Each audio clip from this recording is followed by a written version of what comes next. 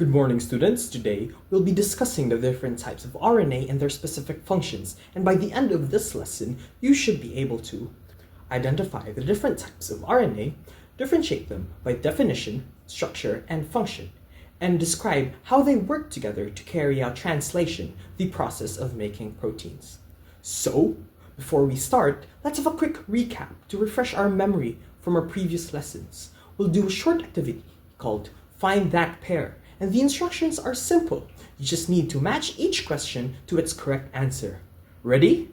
Let's begin. Question 1. What is the meaning of DNA? Great. How about what is the function of DNA? Good. Now finally, what is the process of the central dogma? Nice.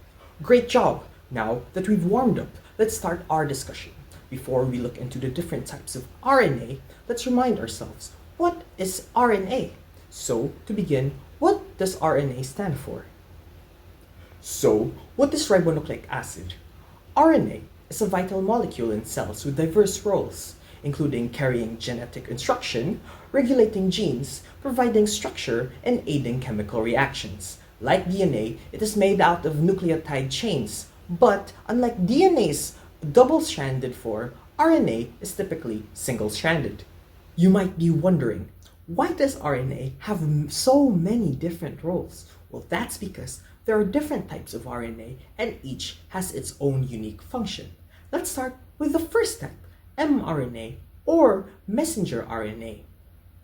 mRNA is a type of RNA that makes up about 5% of the total RNA in a cell and is the most diverse in base sequence and size. It is produced through transcription and carries the complementary genetic code copied from the DNA in the form of codons, which are triplets of nucleotides, and each codon specifies a particular amino acid, although multiple codons can code for the same amino acid, and the 3-stop codon signals the end of protein synthesis.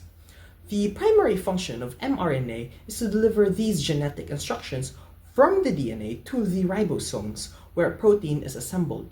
Structurally, mRNA is single-stranded and in eukaryotes has a 5' that is made out of guanosine triphosphate that helps the ribosome recognize it during translation. Its 3' has a poly-A tail composed of many adenine residues which protect the RNA from enzymatic degradation and increases its stability, ensuring the correct production of proteins. Before we move on, I have some questions. So, question 1, what is the function of mRNA again? What is a real-life example where mRNA is used? One example would be mRNA vaccines. Now that we know about mRNA, let's talk about the next type, tRNA or transfer RNA. And based on the name, what do you think its job is? tRNA job is to carry amino acids. tRNA or transfer RNA is the smallest of the 3 main types of RNA, usually containing about 75 to 95 nucleotides. Its main function is to transfer specific amino acids through the growing polypeptide chain during protein synthesis, which is why it is called the transfer RNA or an adapter molecule. Each amino acid has a specific tRNA that carries it and matches it to the correct codon on the mRNA through its anticodon, a 3-nucleotide sequence that base pairs with the mRNA codon. Structurally, tRNA folds into a cloverleaf shape stabilized by hydrogen bonds and contains some unusual methylated bases like methylguanine and methylcytosine, which help maintain its proper folding and function during translation. So to recap, where can tRNA be found during protein synthesis again? If you said inside the ribosome, great job! Now, let's move on to the last type, rRNA or ribosomal RNA. Now, before we start, where do you think ribosomes operate inside the cell? So, if you said that they operate inside the cytoplasm and on the endoplasmic reticulum, you are right. So, what is rRNA? rRNA makes up about 80% of the total RNA in a cell and is the main structural and functional component of ribosomes, which are the sites where proteins are built.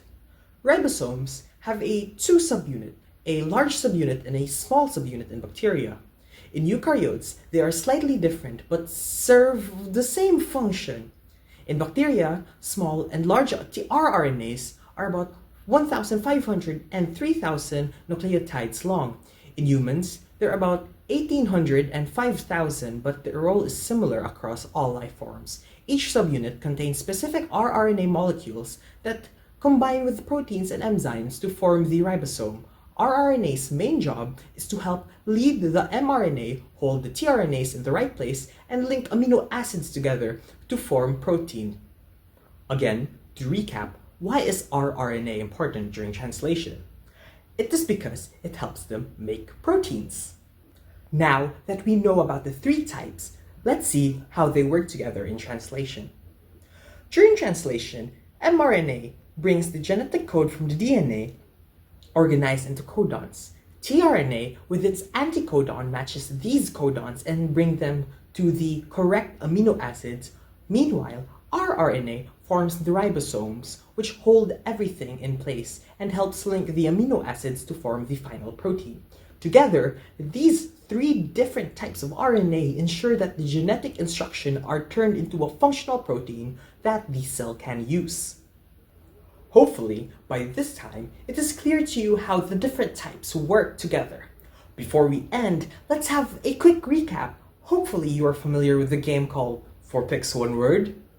The rules are simple. I'll show you 4 pictures, and you tell me the word they're hinting at. We'll do 5 rounds. Let's see how you do.